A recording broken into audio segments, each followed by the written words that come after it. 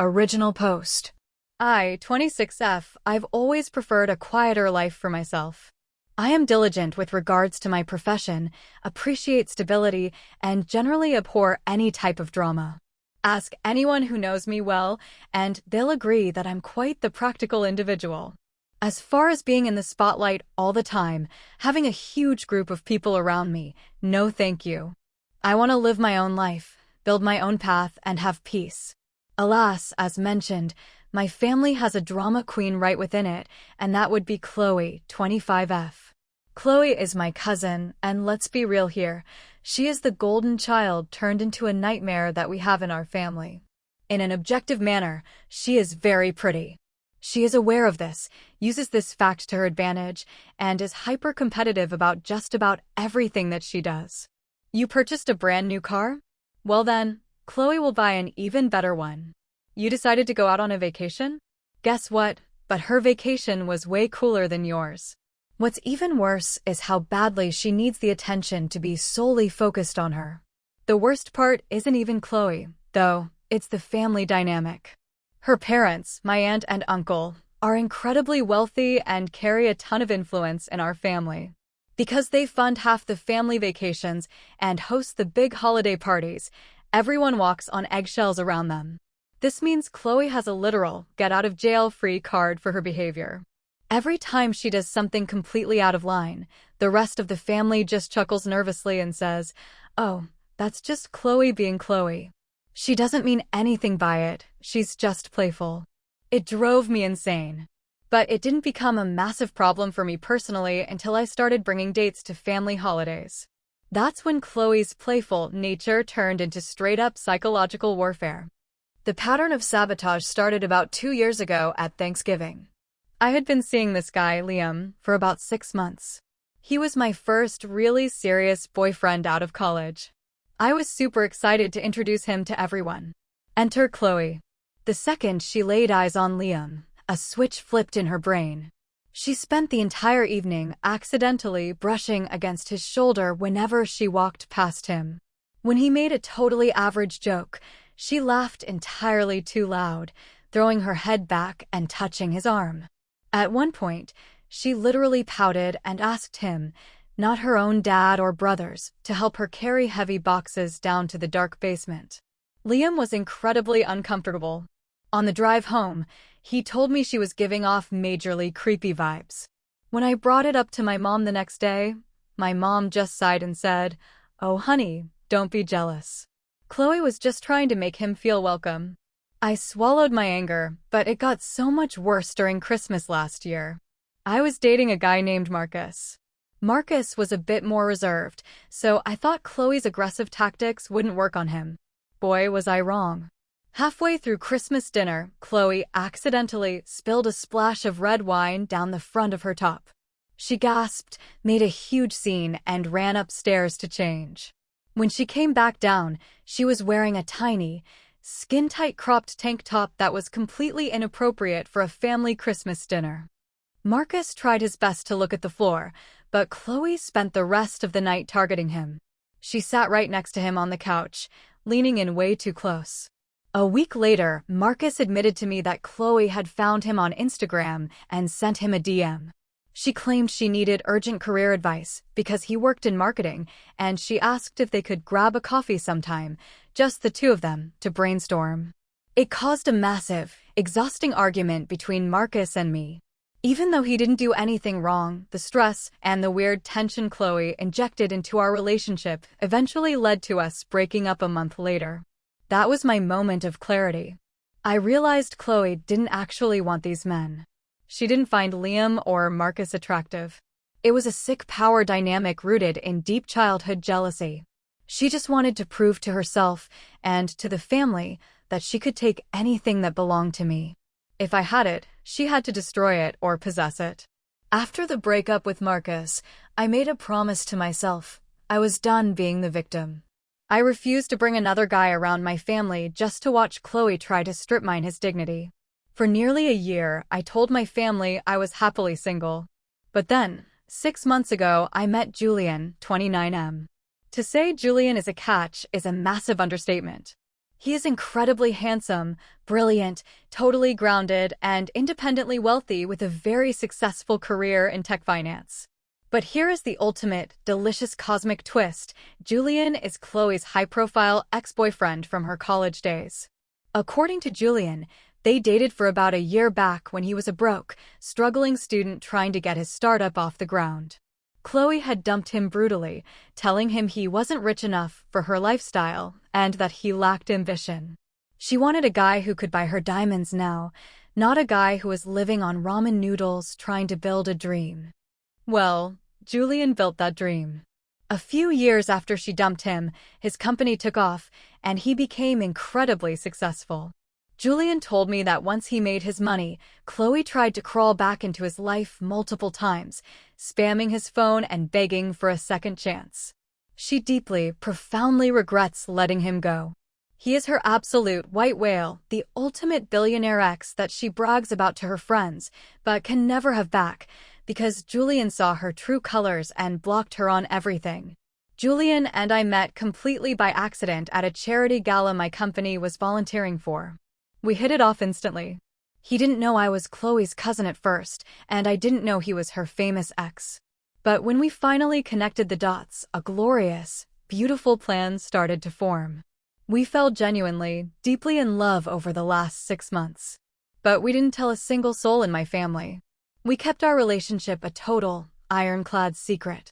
Julian was more than happy to play along because he loathes Chloe for how she treated him, and he wanted to help me put an end to her holiday sabotage once and for all. Which brings us to today. It is Easter Sunday. My entire extended family is currently gathered at my aunt and uncle's massive house. Chloe is currently inside, probably wearing something ridiculous, waiting to see if I brought a new boy for her to target and humiliate.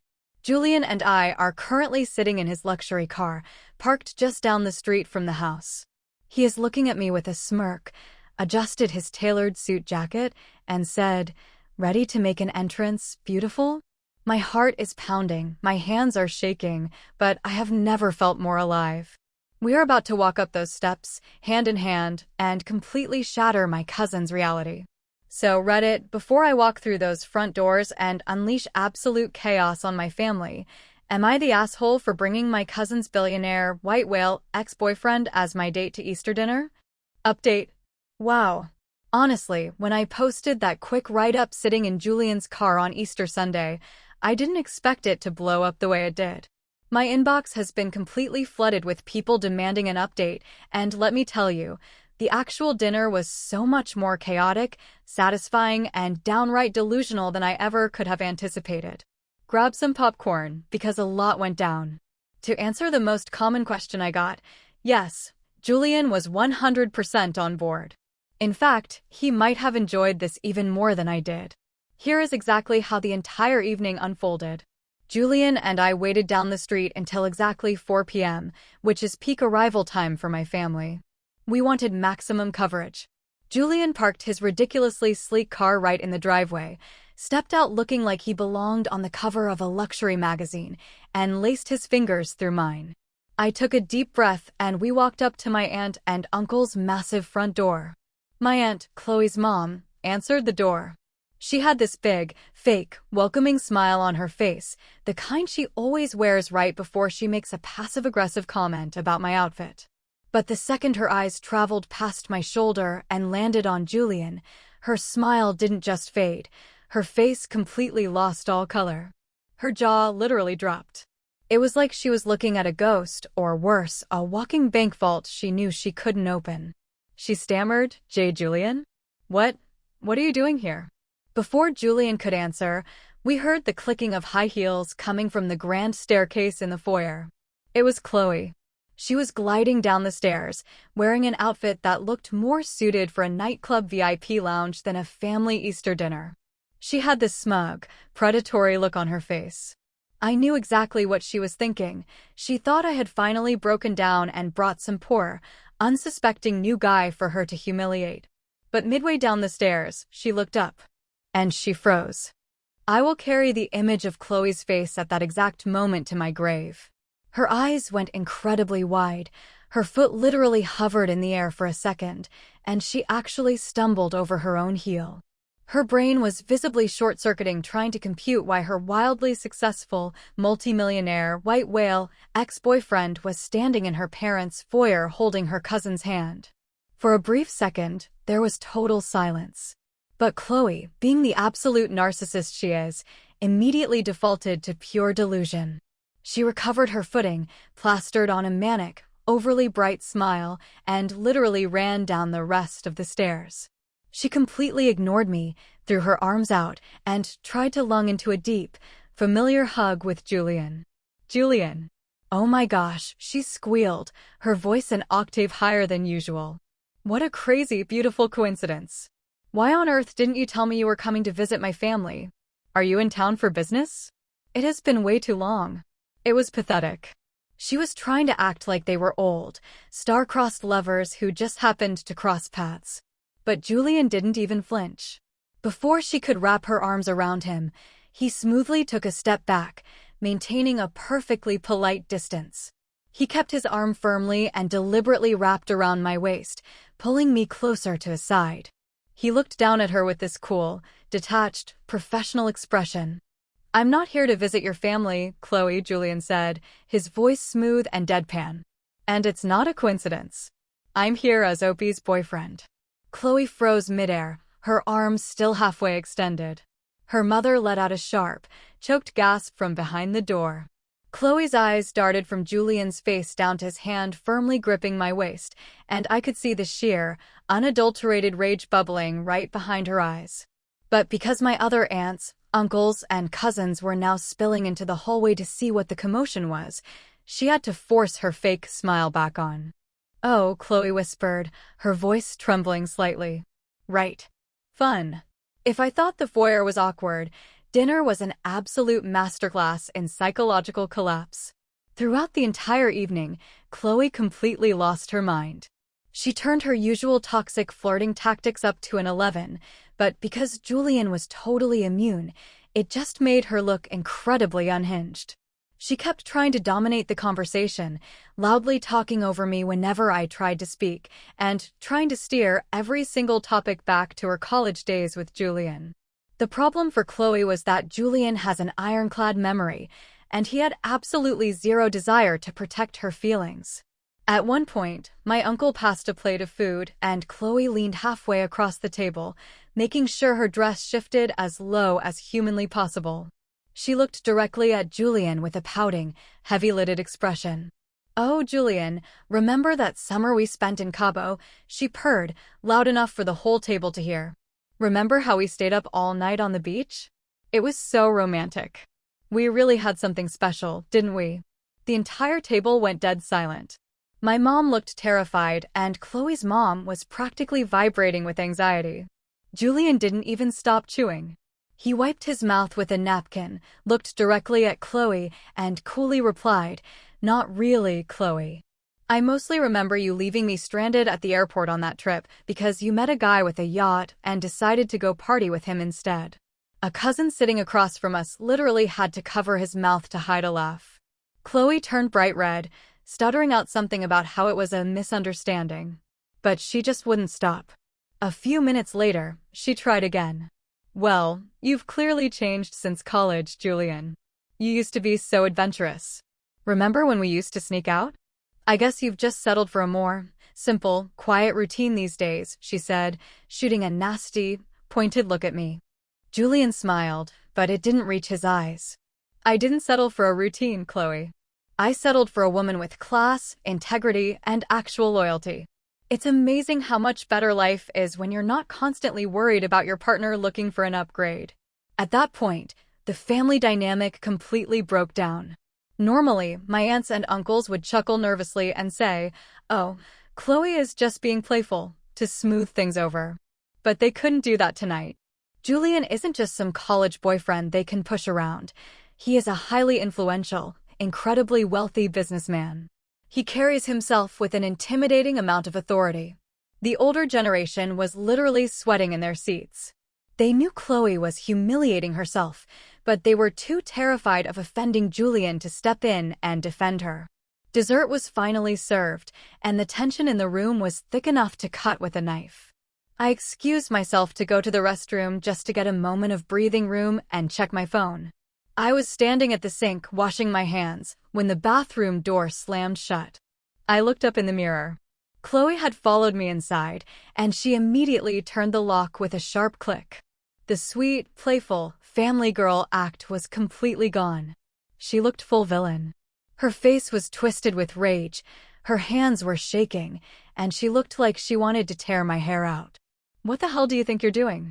Chloe hissed, stepping right into my personal space. "You think you're clever? You think you actually won something?" I took a deep breath, kept my composure, and reached into my purse for my lipstick. "I'm just enjoying Easter dinner with my boyfriend, Chloe. Is there a problem?" "He is not your boyfriend," she shrieked, her voice cracking. "You are a pathetic, desperate scavenger, OP. You have always been jealous of me, and now you're literally digging through my trash. You took my leftovers. Julian doesn't care about you. He is using you to get to me. He is clearly still completely obsessed with me, and you are just a sad, ugly little rebound to try and make me jealous."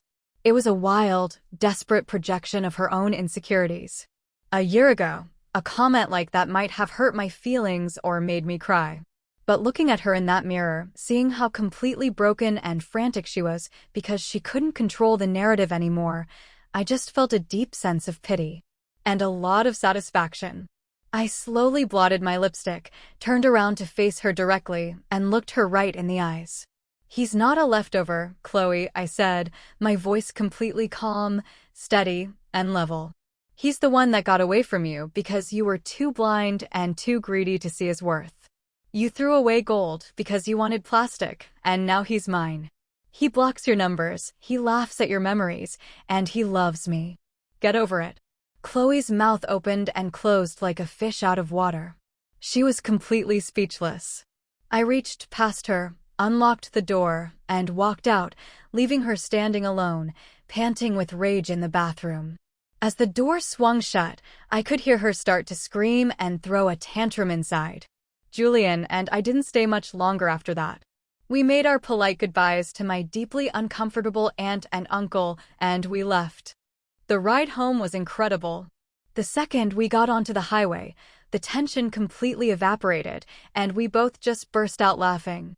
Julian turned up the music, and he admitted to me that the whole evening had been incredibly therapeutic for him. He said that for years, Chloe had represented a time in his life when he felt worthless and unlovable, and being able to stand there, completely happy, holding the hand of a woman he actually respects, felt like closing a dark chapter forever. But while Julian and I were celebrating, my phone was absolutely detonating. By the time I got back to my apartment, I had over 30 unread texts. The first wave came from Chloe's mom.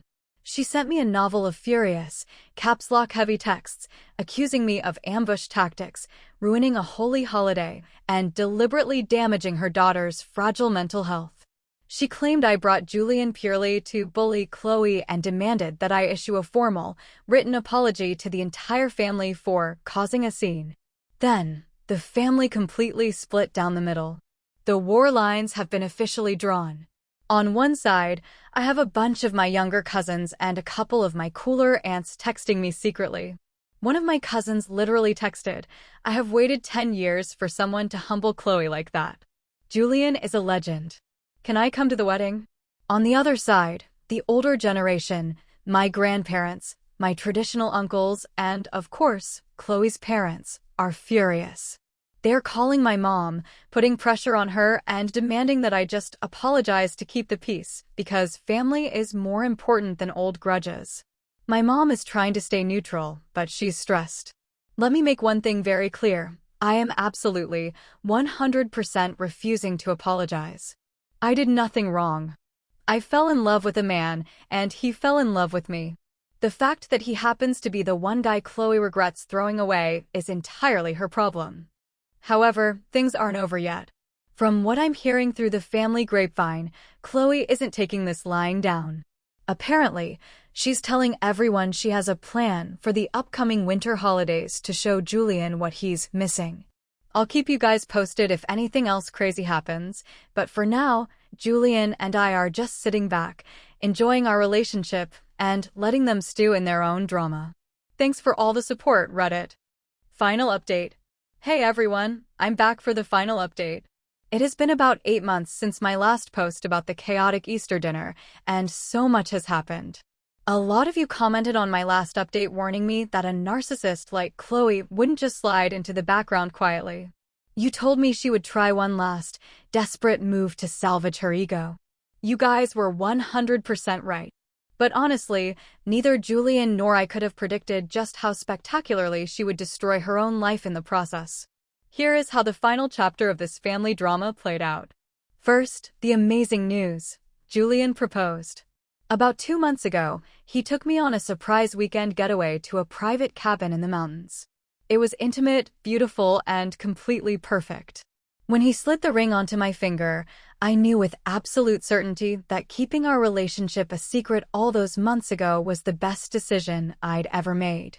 We are genuinely, deeply happy. Naturally, we posted the announcement on social media.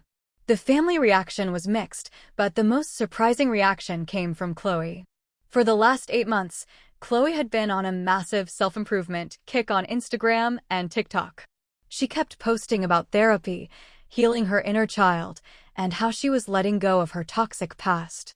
When we got engaged, she actually left a comment saying, "Congratulations to you both. I'm so happy for you." We didn't buy it for a second, but it set the stage for Christmas dinner. Despite the lingering awkwardness from Easter, my parents begged us to attend the family Christmas party at my aunt and uncle's house. They argued that since Chloe had clearly changed, we should try to move forward. Julian and I talked it over and agreed to go. We had nothing to hide, and frankly, we wanted to show off the ring. When we arrived, Chloe immediately approached us. To my shock, her eyes welled up with tears. She looked at both of us and said, "OP, Julian, I am so incredibly sorry for how I acted at Easter. I was bitter, insecure, and selfish. I hated seeing you guys happy because I was miserable. Please accept this as a peace offering." She handed us a ridiculously expensive, rare bottle of vintage champagne. It felt like a movie script. She seemed so sincere that even my mom let out a sigh of relief. We thanked her politely, toasted to the holidays, and for the first few hours, everything went incredibly smoothly. But it was all an act. Chloe hadn't changed at all. She had just spent 8 months building a trap. She just didn't realize Julian had built a better one. Later in the evening, around 10 p.m., Julian's phone buzzed. It was an urgent call from one of his international tech partners. Because the house was loud and crowded, Julian grabbed his coat and stepped out onto the back deck into the crisp, falling snow to take the call in private. Through the glass patio doors, I saw Chloe notice him leave. She waited about 2 minutes, checked to make sure her parents weren't looking, and then slipped out the side door into the snow after him. I didn't panic. In fact, I smiled, pulled out my own phone, and walked over to the living room where my parents and Chloe's parents were sitting by the fireplace. Outside, Julian was finishing up his call when Chloe physically cornered him against the deck railing. She had left her coat inside, intentionally shivering in her tight dress, trying to look vulnerable. She didn't waste any time. She threw herself at him, grabbing his lapels, and started begging. "Julian, please, you have to listen to me," she sobbed, her voice carrying slightly through the cold air. "You can't marry her. You're doing this to punish me, I know it. Opie is boring, she's safe, she's nothing compared to what we had. I made a mistake in college, okay? I'm ready to be with you now. Even if you marry her. I don't care. I'm willing to be your secret on the side. Just tell me I still have a chance. I'll do whatever you want." It was a total, unhinged meltdown. She was literally offering to be his mistress just to get a piece of his wealth and ego back. Julian didn't push her away aggressively. He just stepped back calmly, looked at her with pure disgust, and tapped his ears. "Chloe, you should really look closer," he said smoothly. He brushed his hair back, revealing his wireless AirPods. Inside the house, my phone started ringing. It was a group FaceTime call from Julian. I didn't just answer it. I put it on full speakerphone and held it up right in front of my parents and Chloe's parents. Before we went to the party, Julian and I had established a safety protocol. If Chloe approached him alone, he was going to trigger a group video call to my phone under the guise of showing the parents the beautiful Christmas ice sculptures on the deck. Chloe's parents, my parents, and 3 of my aunts and uncles were all huddled around my phone screen. Because Julian's phone was clipped to his chest pocket, the microphone picked up every single word Chloe had just said with crystal clear clarity. The entire living room heard Chloe call me boring, beg Julian to call off the wedding, offer to be his secret mistress, and then, the final nail in her coffin, she snapped. I only targeted her past boyfriends because I couldn't stand her having anything nice. I hated that she was happy while I was bored. You're mine, Julian. The silence in that living room was deafening. Chloe's mom looked like she was going to faint. Her dad's face turned an angry, dark purple.